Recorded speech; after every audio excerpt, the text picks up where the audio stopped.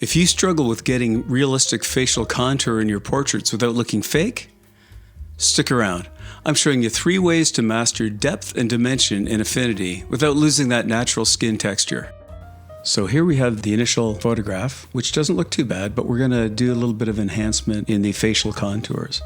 So there's 3 ways that we're going to handle it, and in each of those ways we will be adding a layer for lightening and a layer for darkening. So the first layer that we're going to do is what I call the brush approach, and so we're going to have a lighten layer and we're going to have a darken layer. For both these layers we will be changing the blend mode to soft light. Now for the lighten we are going to use a white brush, and for the darken we are going to use a black brush. So if we go to the brush tool and then we want to hit D to make sure that we've got the default black and white, and then by pressing X you can move between the two of them. So if we start with the darken layer, the technique requires the brush hardness to be all the way down and the flow down probably to around 2 or 3%. There we go, at 2. And then with our brush we're going to go to the areas that are already dark and we're going to enhance them. So really just brushing on here like so, my pen, and then along the contour of the neckline here. And for wider areas you can widen the brush. All right, and then some contours in the neck with the collarbone, etc. And some in here. And then in around the nose, you want to be able to distinguish the various features. Make this a bit smaller here. And then the edge of the nose, just to distinguish that from the edge of the cheek. It's actually trying to get into the cheek. Okay, so that's the darken, and we're going to go over to lighten, and we're going to press X to make sure that white is our color. And then we're going to go in and start just brushing in gently to lighten up those areas that should be lighter. The cheek, the forehead,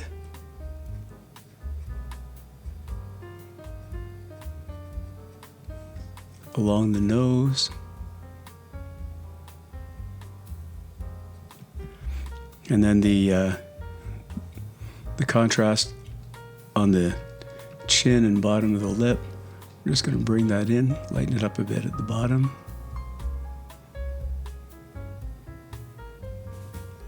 And then over here on the collarbone, just to contrast from where we darkened it.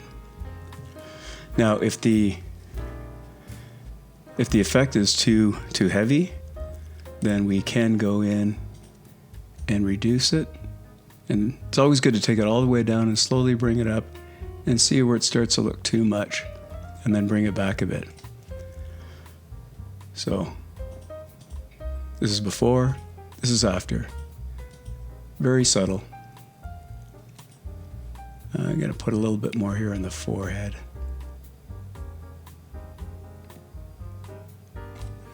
All right, so that is the brush method. Okay, so I'm going to group these together. Got them both selected. Control G, and I'll call this the brush method. Okay, so the second method, we'll turn this one off. The second method, we are going to use the blur method. So let me create the 2 layers again. We've got lighten,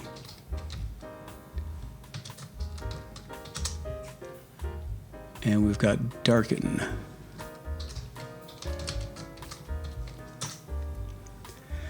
Now for these, it's similar in how we use the colors in the brush. So we use the black brush in the darken and the white brush in the lighten. But a significant difference here is we're going to have our brush hardness all the way up and our brush flow all the way up. And then we are going to use a fairly small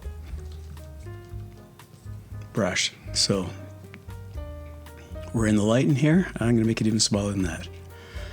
And essentially what we're going to do here is we're going to kind of draw in the areas. Actually, you know what? That's a little too big. So Control Z to get rid of those. Make the brush a bit smaller. And bring this in like that. And like that. Gonna bring this in on the forehead. A little bit here on the chin. Contours here. Collarbone again like we did before. Whoop. That was just a little too messy. Okay, a little bit on the jawbone here. And then I'm going to put a little bit here. And then down the edge of the nose. And then we're going to switch to the darken layer. Press X to make sure we have our black brush. And again, we've got the area under the lip. We've got the contour of the jaw. We've got the collarbone here. We could have done this with the other one as well, maybe to kind of darken up the eyebrows. Not that this particular model needs it. She's got fairly dark eyebrows. But some people, especially as they get older, their eyebrows may get really light, disappear at times. So this can be used to enhance them a bit. Then a bit around the contour of the nose. And the other side of the nose. Okay, so the next part we're going to do here with each of these is we're going to add a Gaussian blur. And actually I'll turn the darken one off and we'll just focus on the lighten. We'll add the Gaussian blur. And then we're going to bring that radius way up so that that white then starts to soften the tones in the skin. We're going to bring down the opacity of the layer. And again, like we talked about before, take it all the way down, bring it up. When it starts to look too much, just back it off a little bit. Okay. And then for the darken, turn that back on. We'll add our Gaussian blur. Bring that way up until it starts to spread out like that. And then we're going to bring its opacity down as well, all the way down. Whoop. We don't want to take down the opacity of the Gaussian blur effect. We want to take down the opacity of the layer itself. So it's important to select it, not do what I just did. Then you bring that down and just start to bring it back in. And so if we select these two layers, shift and select, here's before, here's after. Okay, while they're selected, do a Control G to group those. We'll call this the blur method. Now you can spend more time with either of these to perfect it and get more of the edge of the collarbone down here and in around the neck. But this gives you a good idea of how to get these going. Now, the last method is one that I've used in videos before, and that is using curves to make the adjustments. So from the background layer, we're going to create a curves adjustment.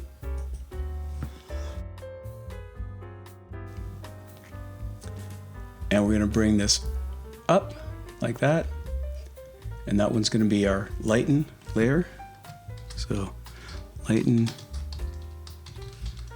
curves. And then we're going to do Control I to invert the mask. And you'll see as soon as you invert the mask, none of the effect is coming through. And we're going to paint in the effect with a brush afterwards. All right, so now we'll create our darken curve. And as you probably guessed, we're going to do the opposite of what we did for the lighten one. Bring that down to about there. going to call that Darken Curves.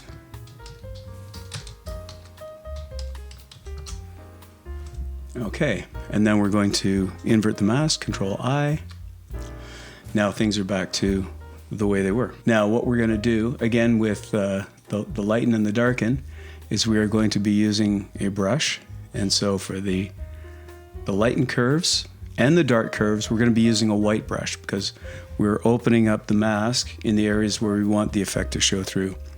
So black is selected, so I'll press X, and then we have the white selected. And from here, we want to go back to having our hardness all the way down and our flow all the way down to about 2 or 3. There we go. And then from here, using the bracket keys, again, you can adjust the size of the brush. If you have the crosshairs like that, you know that it's really, really small. And then what we're going to do here now is just brush in those areas, so along the cheek. And what we're effectively doing here is we're removing the mask from the areas that we're painting in. Now, one of the bonuses of what we can do when we're using this is if there's some dark around the eyes, we can lighten those a bit. And we don't want to take away the person's natural look, but it doesn't hurt to lighten these a bit. And so as you can see, as that's going in there, I'll turn that off and on. You can see it's nicely contouring that area. So make this a bit bigger. We'll go back to the forehead. We'll draw in some.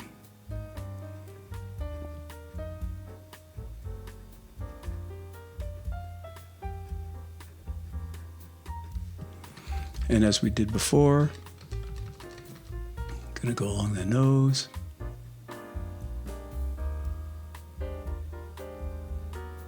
With that. And we're going to go the top of the chin. This really helps to define the shape of the chin. And the collarbone area, and maybe a bit in the neck here. I know we're not doing everything exactly the same in the different adjustments, but this helps us to just get different ideas of some of the adjustments that you can make that will really help contour the person's face. Just lighten that so it doesn't look like her jaw is sticking out.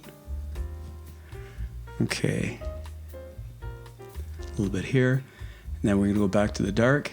And remember, we're drawing on the mask. And so where we want the effect to come through on the mask, we want to paint white. So we will be painting white on the darken mask, just like we did with the lighten mask. And then we want a bit around the nose.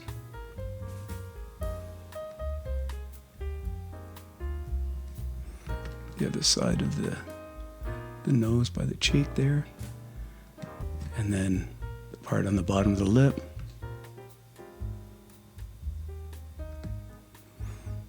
And the edge of the collarbone here. And even with this collarbone here, we can kind of come in here a bit and underneath a bit, and then go back to the lighten. The nice thing about this method is you don't have to keep changing your brush, and forget that you changed the layer and you didn't change your brush. So that this way it makes that part a lot easier.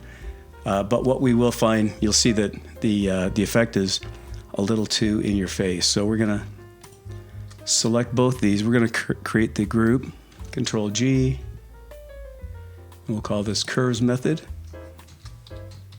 And then from here, we can do one of a couple things. We can reduce the opacity to make it a little more subtle, or we can actually change the overall blending mode to soft light, but I'm not sure I'm keen on that. I mean, if we bring the opacity down, but it's a little too contrasty. So let's go back to the normal, and we'll just bring down the opacity. Again, take it all the way down, And just start dialing it in until the effect starts to come in without looking too artificial. So this is before, this is after. Now, one thing I like to do as well when I'm doing these kinds of adjustments is to add in a fill layer so we can get an idea of what the adjustments themselves look like. So let's add the fill layer, and we're going to take it all the way to the bottom, and we're going to change it to 50% middle gray, 50% between black and white. And then we turn the background layer off, and so here's what the curves method looks like. So as you can see, nice subtle adjustments made here. And the brush method, similar kind of thing. Okay, and then the blur method. You can see that's a lot softer. So again, let's put the background back on. So that's the blur method, the brush method, and the curves method. Let me know which one you think is best. Let me know if you already use one of these methods or if you've learned something new, but let's hear from you in the comments. And if you like this video, please like it. And if you haven't subscribed to my channel yet, please do so. All right, have a great day.